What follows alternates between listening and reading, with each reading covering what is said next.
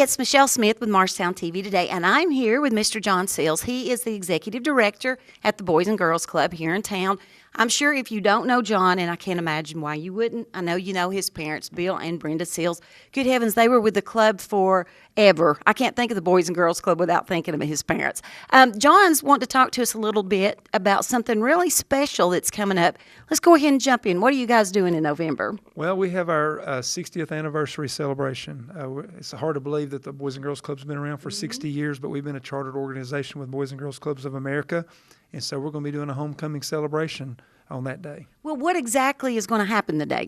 Well, the day is just going to be a way that we can just kind of commemorate the involvement of the club in the community. So we're asking former club members, board members, staff, current club members, board members, staff, supporters of the club, anybody that's been affiliated that's played a part in the success of the club to come back. We're going to have guided tours by club members. We're going to have food. We're going to have games and reminiscing. We've got a walk down memory lane, bring back some old banners and newspaper articles and all kinds of things that they can look through. But we just want to have a day of celebration. It'll be from 11 to 3 on the 10th of November. Okay, well, if somebody can't come right at 11, is it going to be like a drop-in all day? So it's not just 11 to 3. If you don't get there at 11, you can't come in. It's not like that, right? Right. It's a Saturday, and we understand people have a lot going on, so they may want to come by for a few minutes. We're going to open the doors at 11. At 11:30, we're going to have a brief ceremony to kind of talk about the moment, and then the rest of the day is just going to be drop by. So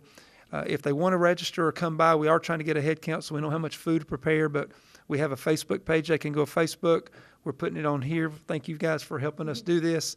The radio is going to be doing some spots, and then we're just asking people they can either contact us through social media or call the club directly at 586-2331. Well, you know, I cannot think of anybody in this town who has not been associated with the club in some form or fashion. I personally did not go. My daughter did. All 3 of my grandkids have. So, you know, this club has made a major impact in the lives of a lot of people. I think back to folks like Joe Ely and Rudy Abate. If you want to, can you touch just briefly about Rudy and Joe and some of the things that they have accomplished over the years? Absolutely. Like you said, the club's had an impact. If you look around our community and in industry, business, wherever, we can see that the club's made that impact. Rudy works with J-Tech. Rudy was our Youth of the Year in 1986 or 87. Actually went on to be the National Youth of the Year runner-up. Joe Ely has grown up in the club, learned how to swim. He was our swim team coach. Interesting story, Joe worked for me while he was in college, and I was a program director at the time. And now he's a principal at Lincoln Lincoln Middle School, and now he's on my board, so I actually work for him.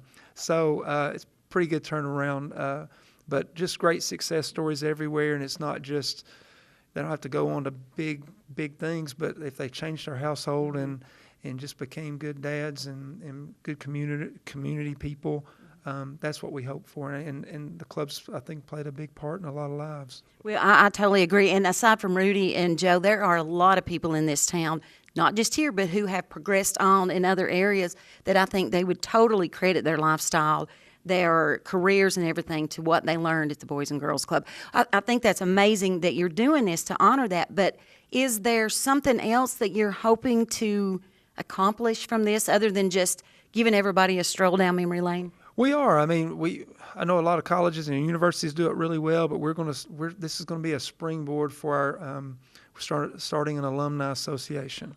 So we want to have people who've been affiliated with the club. We're not just calling it alumni. We're going to call it alumni and family. Mm-hmm. So if you weren't a club member, you can still be part of that. So we've got a steering committee made up of my dad, who was a former club member, Bobby Davis, Dobie Bozeman, Rudy Abate, Kathy Cardwell, Nadia Valdez. I could go. We've got about 10 to 12 people on that who are from about every decade. So we're going to have a well-rounded group of committee members, and we're going to have an event in September of next year. I already set the dates for, so we'll talk more to that later. But we're excited about it, and just see where it goes. And hopefully, it's just a way that we can reconnect with former people or current people, but also a way that we can get the alumni to hopefully give back at some point, whether it's through prayer, whether it's through program, whether it's through finances. We're just going to see where it goes. But we've got a great group, and we're excited about it. we had our first committee meeting a couple of weeks ago, and it took me an hour to get off reminiscing about the club. They're so fired up, but we'll bring more about that later. But right now, the 60th anniversary is we're just excited to celebrate. Well, I think it's cool you said that, a way to reconnect with your former club members and such, but with the alumni family, which I love that is exactly what you get at the Boys and Girls Club. It's a family. It's a family unit.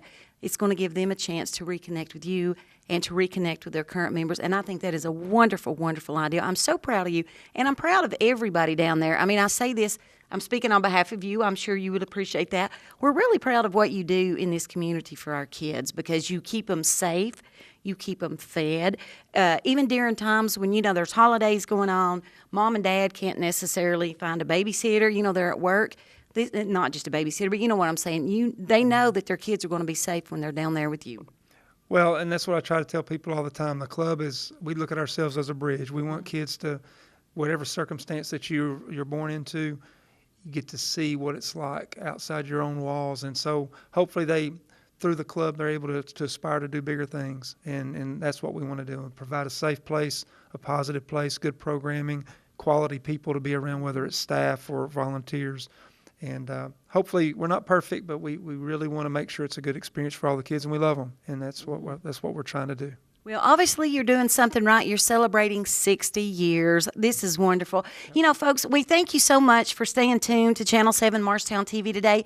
And I'm sure you, as a viewer, you probably have stories with the Boys and Girls Club yourself. Tony will put up at the bottom of the screen, again, the date and the time and the phone number to the club if you'd like some more information about it. Thank you, and hopefully we will see you there at the celebration.